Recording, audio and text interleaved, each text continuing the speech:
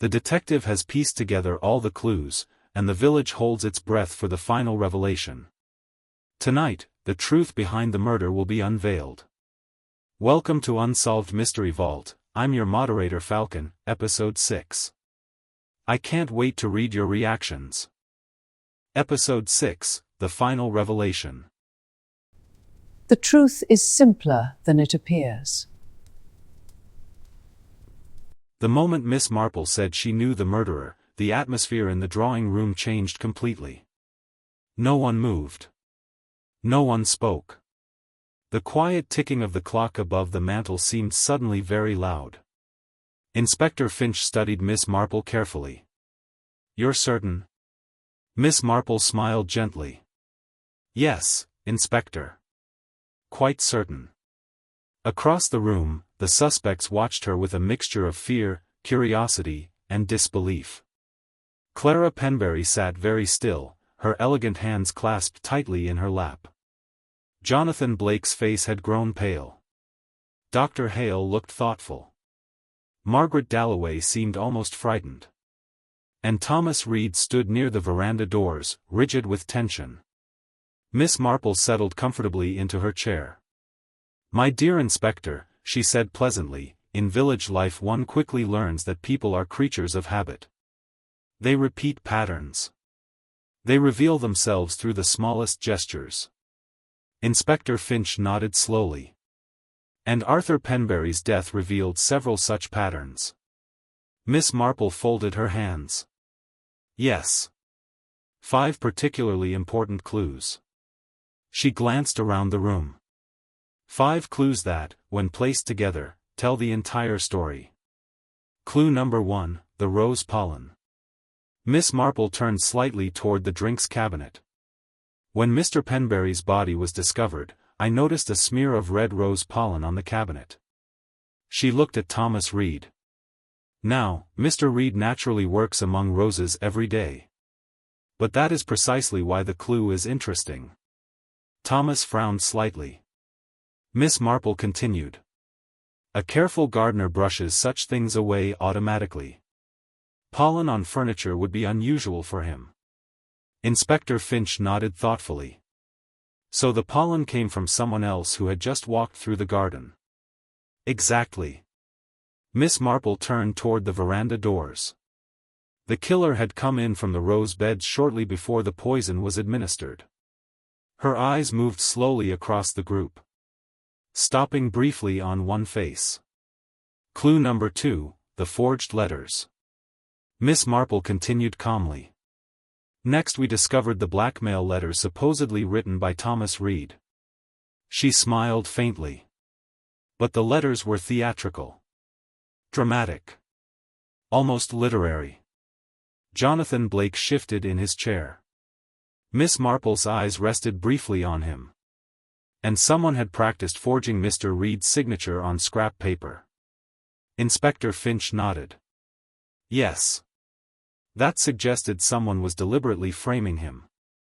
"Indeed," Miss Marple said. "But the handwriting itself gave something away." She paused. It matched the writing style used in Arthur Penberry's business correspondence.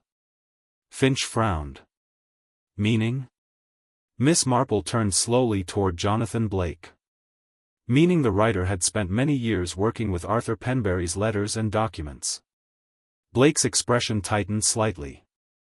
Clue number 3, the poison. Miss Marple continued softly. "Everyone assumed the poison had been placed inside Mr. Penberry's drink." Inspector Finch nodded. "But you proved otherwise." "Yes," Miss Marple said. "The poison was placed on the rim of a glass." She gestured toward the tray. "And that meant the killer had to hand that glass directly to Mr. Penberry." Dr. Hale leaned forward. "So the murderer was standing very close to him." "Precisely." Miss Marple's gaze drifted slowly across the room again.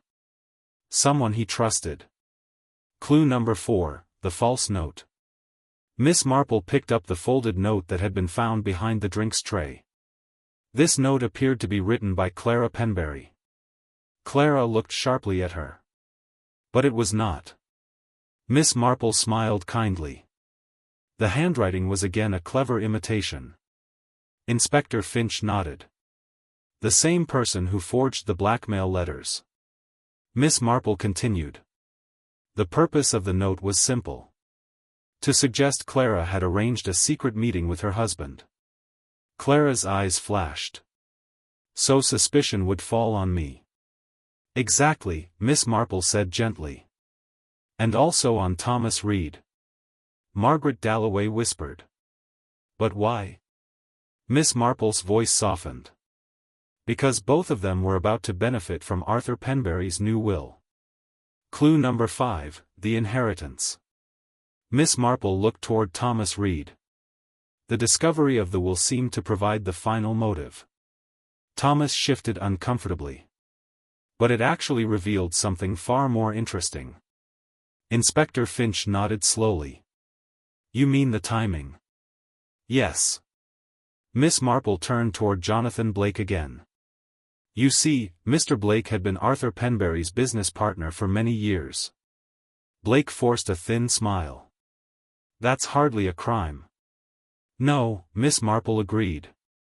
But the old London scandal involving Edward Grant was quite serious. Blake's smile vanished. Miss Marple continued calmly. Grant's death left Arthur Penberry in possession of their entire business. Inspector Finch added quietly. And you were there as well, Mr. Blake.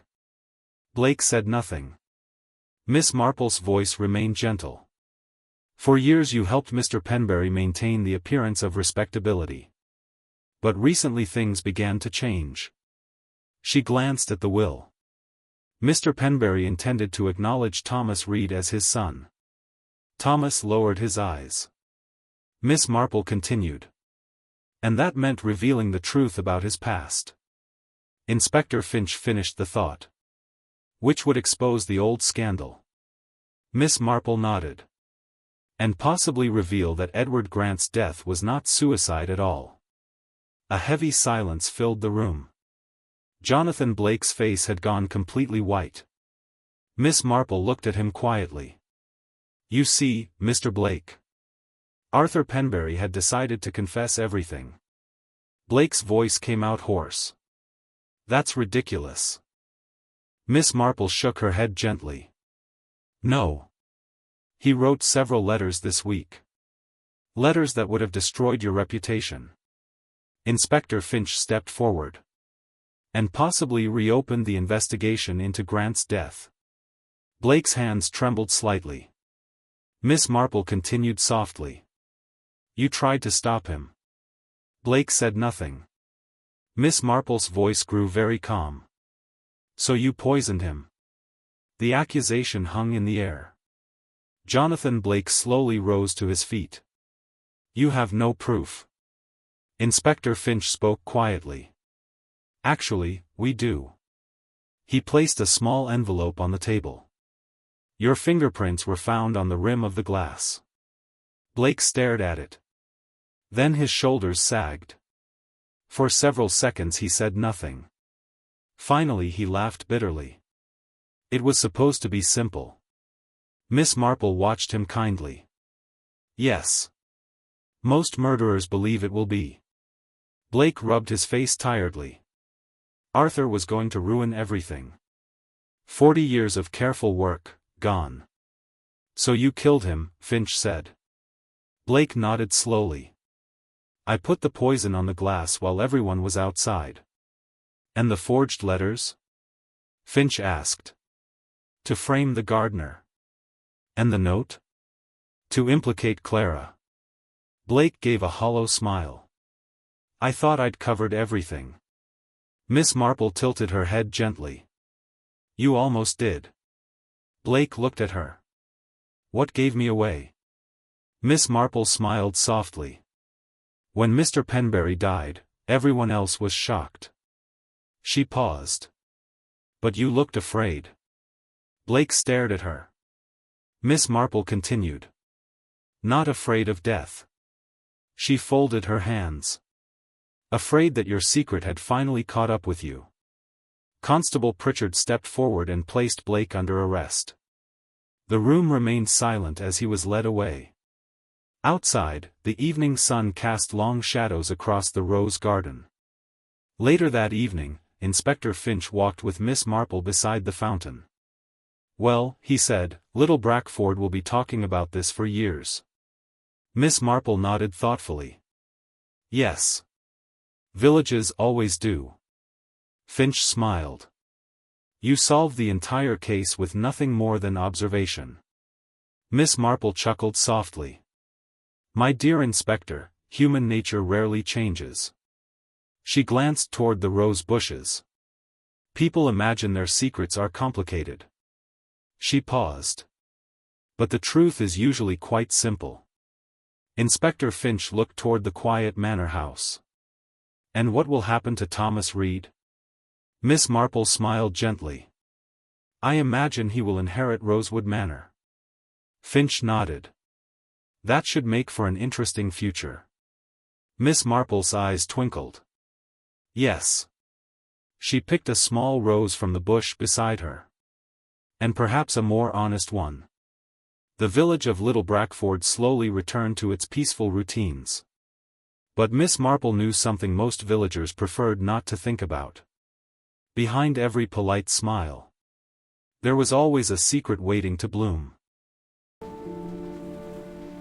Human nature rarely changes.